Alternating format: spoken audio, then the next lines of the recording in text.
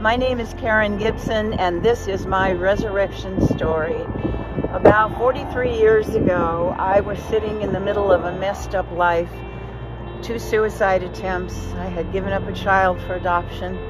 I had literally ruined my marriage. I was left with a very broken heart and a very broken life. The best I could call it would be a train wreck. That would be putting it mildly. And I remember one night I was in my bedroom without my husband because he had left. And I cried out at the top of my lungs, "Is this all there is? Is this my life? Is this it?" And the desperation that I felt at that time, I can't even, it just brings back the emotion of that moment and the longing that I had. I had been raised as a little Catholic girl in the little Catholic schools, and I had always wanted to be a good little girl, but I wasn't by any means. And but that heart cry was there, and that was not for me. That was something God did in me. That was a desire He put in me. But everywhere I went, I wasn't finding the answers. But after that crying out session, that moment, God began to just put people and circumstances in my life. And I ended up sitting in a pastor's living room. I won't go into all the details now, I was a wreck. And the pastor happened to be the church that I ended up going to the next day. But he and his wife were sitting, they were so kind to me, and they began to sing songs.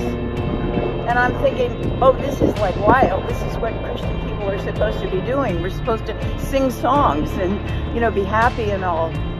Anyway, that moment of connection, the following day I went to that church and I gave up my life.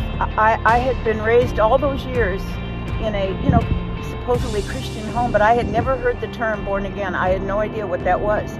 All I knew was I couldn't stay away from giving my life to God. I just had to, I had to know Him. And so then I found out later, oh, that was, you were born again. Praise God. Next thing I know, I'm speaking in tongues. This was all happening at once. And God changed my life. And that story always reminds me of, you know, the little donkey that was outside of Jerusalem that Jesus tells His disciples, you know, go untie that donkey and bring it to me. And if anybody asks you why, just say, I have need for that donkey.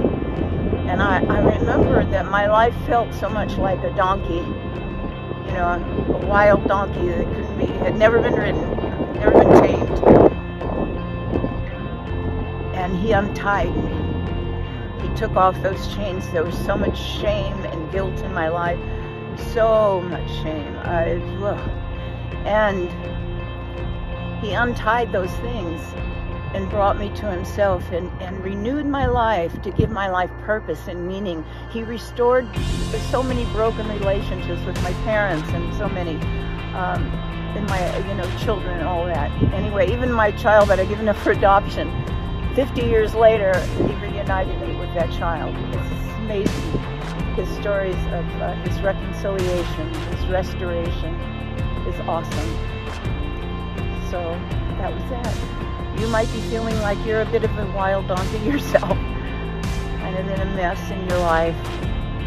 I'm telling you, He has need for you, and He can untie every bit of shame, every bit of brokenness. He can remove it all in a moment's time and bring you to Himself. If He did it for me, He can do it for you.